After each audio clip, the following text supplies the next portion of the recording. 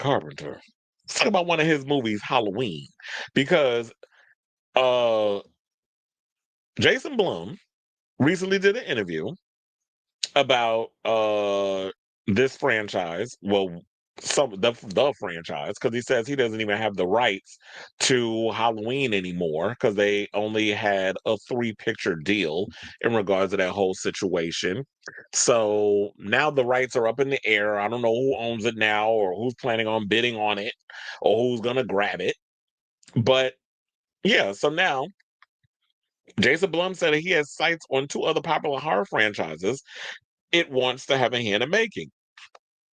Now, you know that David Gordon Green did 3 Halloween movies for Blumhouse. He did Halloween 2018, then he did Halloween Kills in 2021, and then Halloween Ends in 2022. Now, I will say this Halloween 2018, definitely like what he did with it, where he was able to take something that was as iconic as the original 1978 film, and he was able to give a whole new, it felt like a sequel of sorts, a direct sequel to the original movie. So I like what he did with that.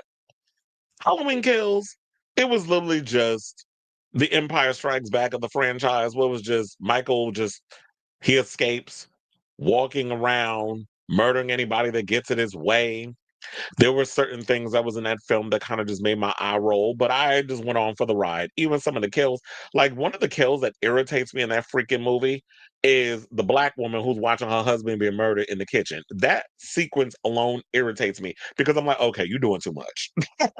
When I was watching that film, I was like, you are doing too much right now. You cutting up this man, you got blood everywhere, and then you taking all the knives in the kitchen, you got him over the island and you stabbing him while the wife got her throat cut with a piece of the light that he took, like the light bar. He took that and stuck it in the throat. I'm like, come on, y'all doing the most.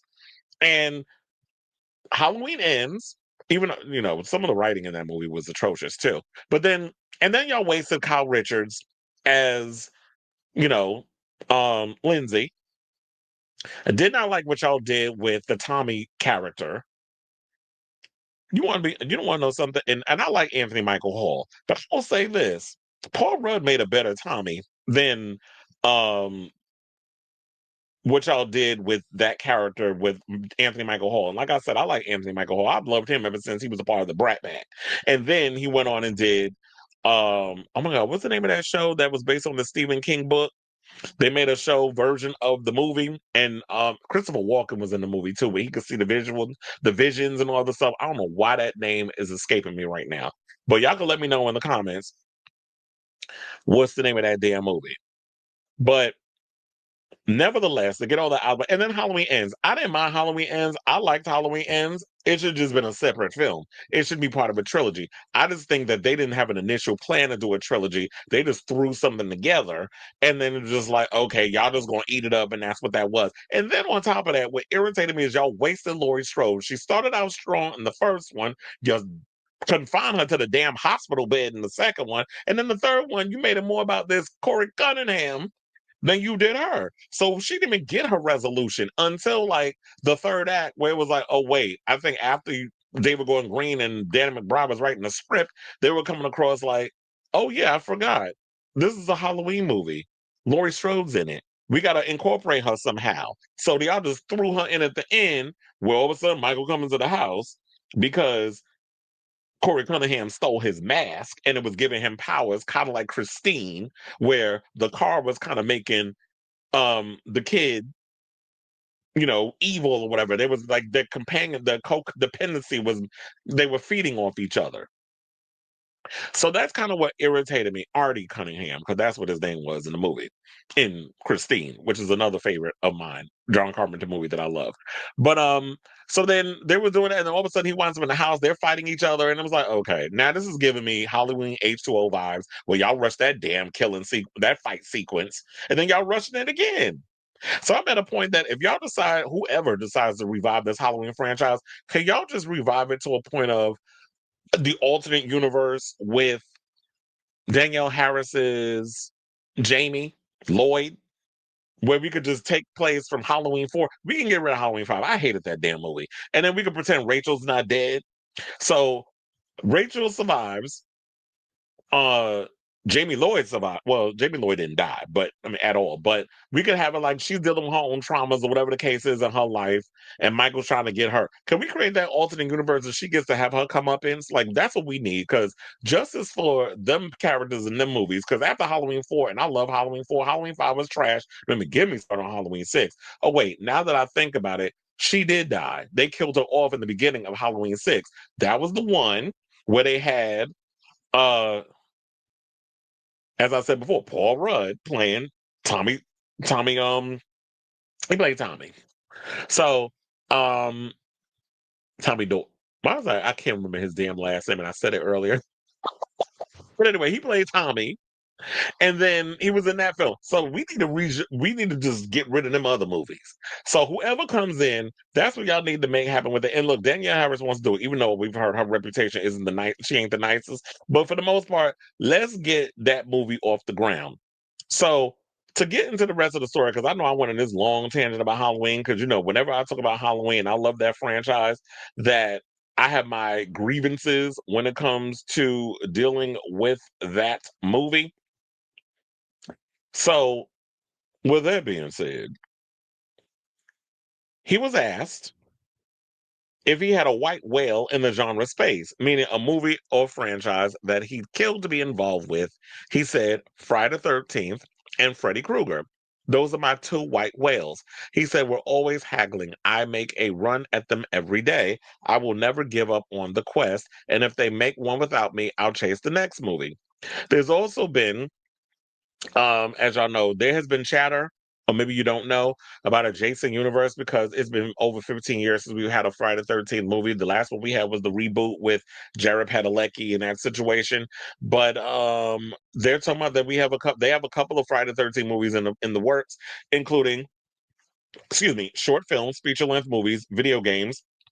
Also, I don't know if you saw Sweet Revenge. It was a 15-minute short that's on YouTube where it's on the Jason Universe YouTube channel. If you haven't seen it, it's a cute. It was all right. The kills was interesting, but there's only been so much story you could tell in 15 minutes. And also, we have the prequel series that's coming out with Peacock, I believe in 2026, and A24 is behind it, called Crystal Lake. Now, if I want to talk about Friday the 13th and a company that should acquire those rights, I would think it would be A24. I would prefer A24 over Blumhouse. To be honest, I always feel like Blumhouse gives horror movie for beginners. I don't feel like that any of their movies are scary to me. They were ready to acquire the rights to the Saw franchise. Good luck with. I'll see what y'all going to do with it. But a lot of the movies y'all come out with, Five Nights at Freddy's, y'all already had the Megan movies. I felt like those were trash. I mean, I was entertained by it, but that shit ain't scary to me. Um, they had the Imaginary movie. Like they've always come out with stuff, and it always feels like it's like I said, horror movie for beginners. And it doesn't really, none of their movies have really been like, oh, it's really scary. I mean, maybe it was in the beginning, but now it just seems like that they're too cut to the mainstream and wanting that mainstream success that they don't really take the time to develop like scary. Like I would think, and I'm trying, what was it called? Cinephile? I like what they're doing. They gave us the Terrifier movies. We're supposed to be getting, speaking of Corey Cunningham, the actor that plays Rowan Campbell, he's starring in Silent Night, Deadly Night, the remake. I'm looking forward to seeing that. Based off of what I saw, it looks like a really good movie. And I've heard already people who have seen it. I think they showed it at Fantastic Fest. That movie's getting good reviews from all the horror files. Cody Leach did a whole review of it and said it's a pretty good movie. There's certain parts that he wished that there was a little more Carnage Candy, but for the most part, a lot of what they took for the original film, they make use of it and then they add their own little spin on it. So I'm looking forward to seeing Silent Night, Deadly Night when that comes out in December, which is appropriate because it's about Santa Claus. And as much as people feel about Terrifier, I do love Terrifier. I'm a big, I love Art the Clown. I love David Howard Thornton. A lot of the stuff that he's been going, and especially on these damn snowflakes, these Trump supporters, I've been cackling over a lot of his shady commentary towards them on social media. And people are like, when you get so political? He said, I've always been political. You just now figuring out that out now. But As far as like Friday the 13th, no, I don't want him to get that. Also, A Nightmare on Elm Street, while I think that they would have the wherewithal to come up with the cool visuals and this, that, and the other, y'all gonna ruin that too. So I don't want him getting that. And then I also heard that he was talking about that he wants to get his hands on the Texas Chainsaw Massacre.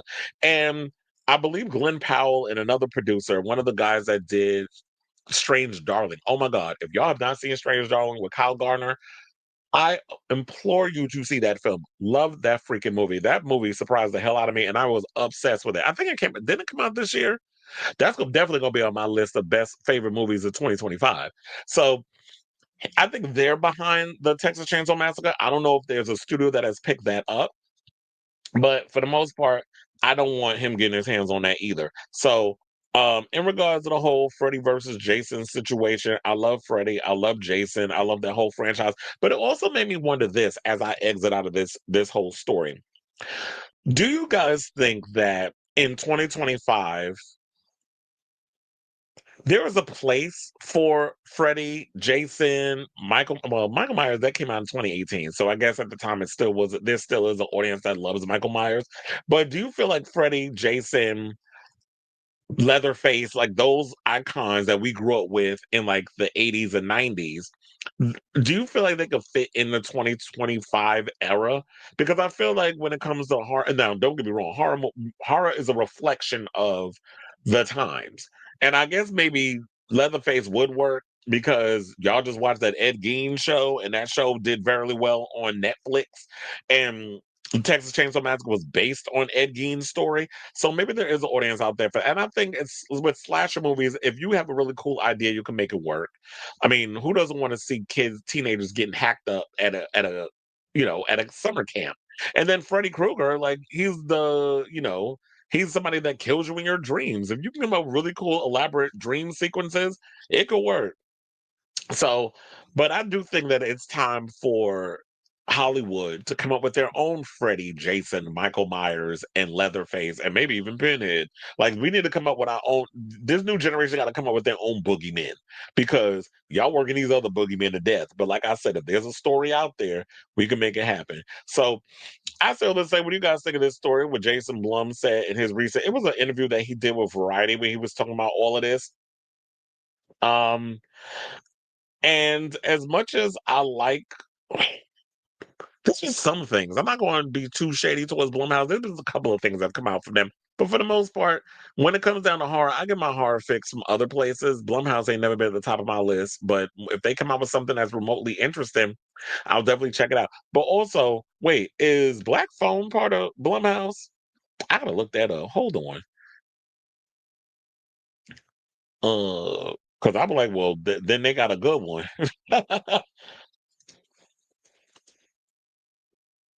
Let's see, who was the company behind this film? Oh no, that's Universal. Never mind. That's why it's good.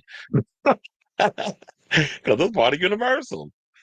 And then we got Scream coming, which that's Spyglass, but that's a whole nother topic for a whole nother day. We're not even gonna get into that drama. So let me know what you guys think of this story in the comments down below.